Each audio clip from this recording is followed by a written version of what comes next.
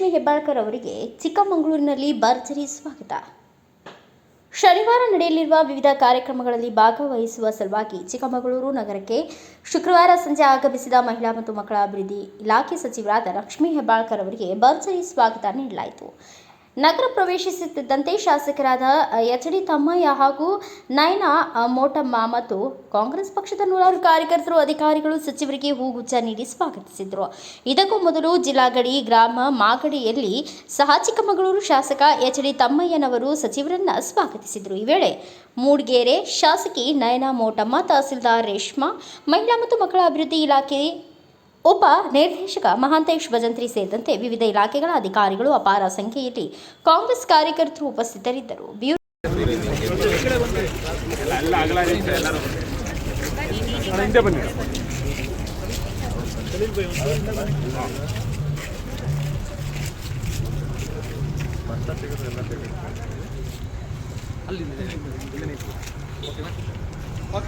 Okay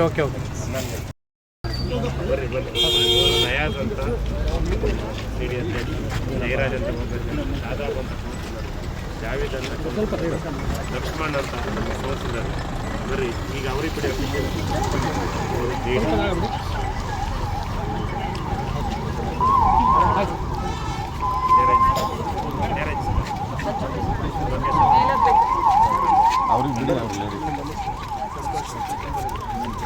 tahsildar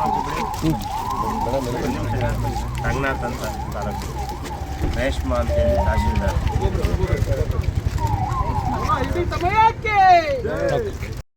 report Prateek ಚಿಟಗಿ, Bharat Vaibhava news, Chikkamagaluru.